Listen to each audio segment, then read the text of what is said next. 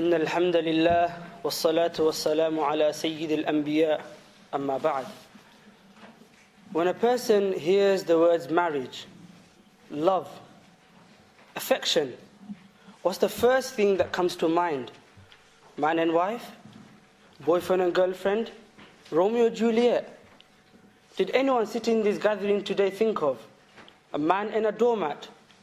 Wife and butler? We say we love our women. We love our wives. People say, such and such woman, she's stunning, perfect.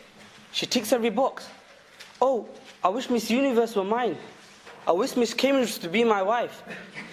And when we see a small defect within her, where does the love and affection go?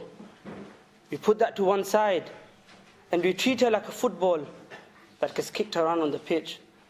Allah the Exalted says, وَعَاشِرُهُنَّ بِالْمَعْرُوفِ, and live with them women in a beautiful manner. فَإِن كَرِهْتُمُوهُنَّ فَعَسَىٰ أَن تَكْرَهُوا شَيْئًا وَيَجْعَلَ اللَّهُ فِيهِ خَيْرًا كَثِيرًا. If then you are displeased with them, then know Allah subhanahu wa ta'ala has created abundant goodness in it. Now what is the comparison of one fault to 100 beloved qualities? If you dislike the fact she leaves the toilet seat down, then like the fact she is the one who changes the toilet roll, which we never do.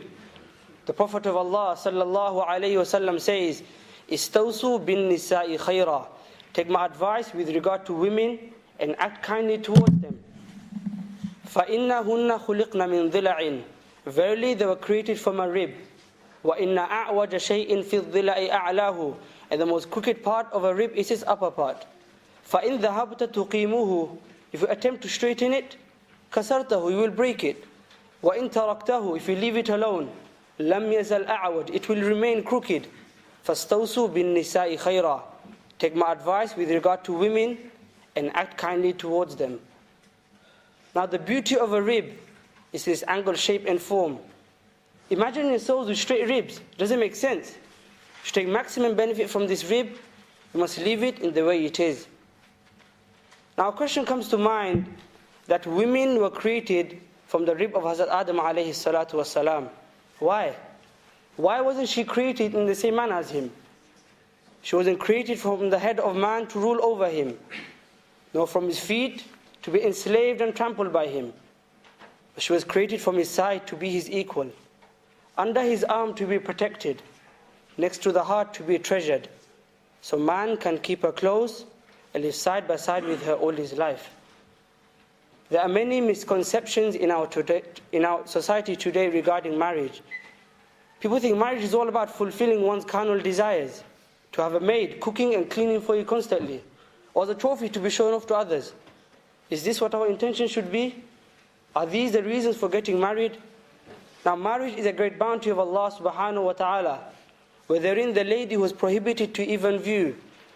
Now because of marriage, not only she is permissible for him, but also becomes his partner in life. She illuminates her husband's home. They share each other's joys and sorrows.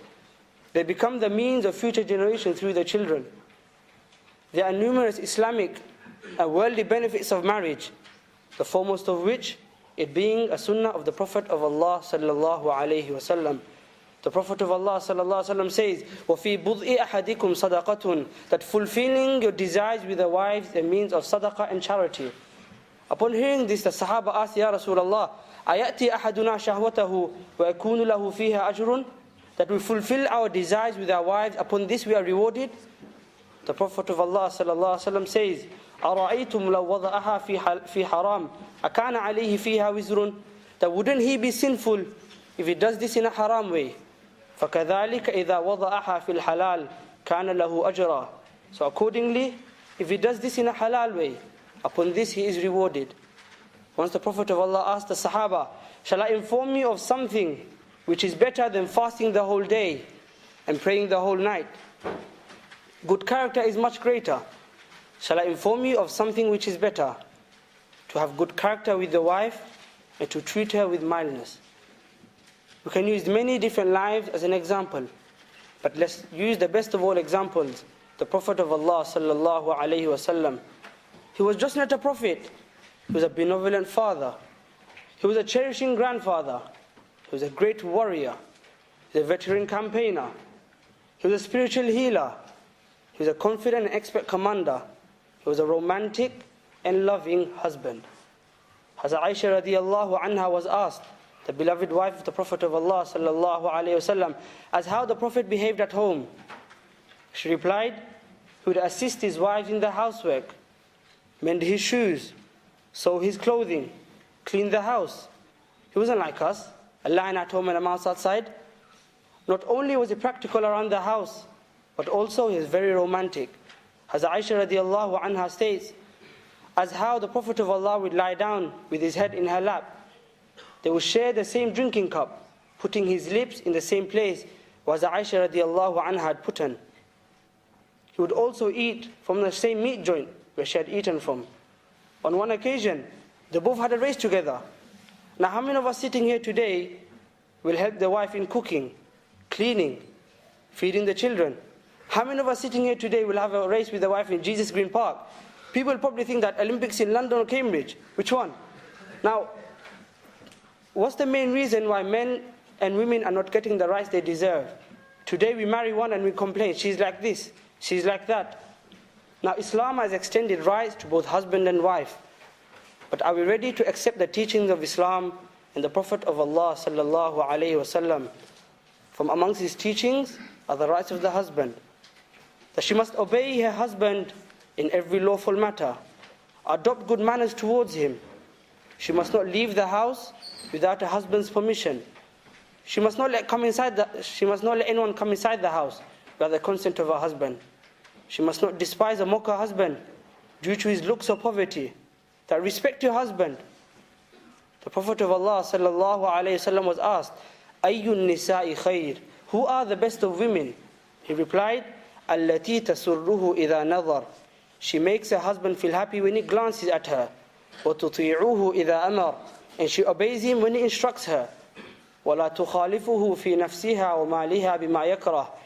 And she does not oppose him in regard to herself and her wealth by doing what he dislikes.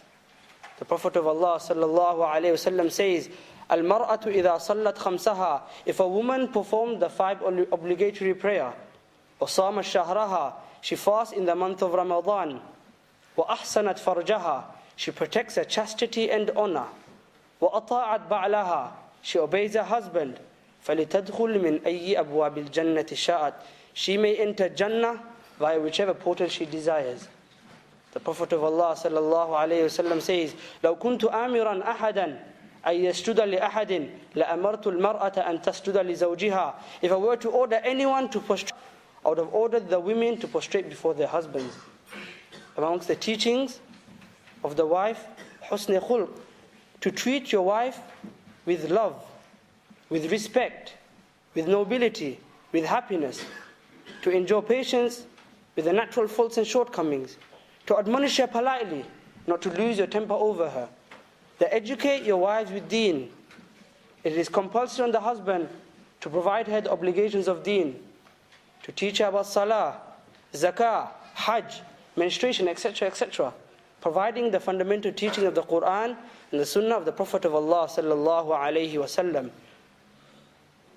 Not to physically, verbally, emotionally or sexually abuse her or take unfair advantage of her loyalty and faithfulness. The Prophet of Allah sallallahu alaihi wasallam says, "Inna min akmalil mu'minina imanan ahsanuhum khuluqan wa altafuhum bi ahlihi." The mu'min with the most perfect belief is one who has good character, and one who is kind to his wife. You see, when Allah created the woman, she had to be made so special. He made her shoulders strong enough to carry the weight of the world, yet gentle enough to give comfort. He gave her inner strength to undergo childbirth and that rejection that comes from her children. He gave her a hardness, a firmness that allows her to keep going when everyone else gives up, and take care of her family through sickness and fatigue without complaining. He gave her the sensitivity to love her children, even when a child hurts her very badly. He gave her the strength to love her husband, overlooking his faults, and fashioned her from his rib to protect his heart. He gave her the wisdom to know that a good husband never hurts his wife, but sometimes tests her strength and her resolve so she can stand beside him with conviction. And lastly, he gave her a tear. This is hers and only hers, exclusively to use when she needs it. She needs no reason, no explanation. It is hers and only hers. You see, the beauty of women is not in the garment they wear, the prettiness of their face, or the way they comb their hair. But the beauty of women must be seen in their eyes, because that is the doorway to the heart, the place where love resides. The love we need between the spouses is a love shown by the Prophet of Allah sallallahu alaihi wasallam. Love that is everlasting, never ending. To make this love is not easy as it sounds. During a marriage, you'll have ups and downs. Bear one thing in mind, every problem has a solution. The problem with your marriage, don't jump to a conclusion. Success is there if you follow his way. You take the wrong turn, you will fall astray. Don't hurt the spouse, don't give them problems. A time will come where you want to cuddle them. May Allah give us all the ability to stay with a spouse with love and affection. Pray to Allah day and night and build that connection. Allahumma inna nas'aluka hubbak wa hubba man yuhibbuk wa hubba amali yuqarribuna ila hubbik. Ameen wa akhiru da'wana and alhamdulillahi rabbil alameen.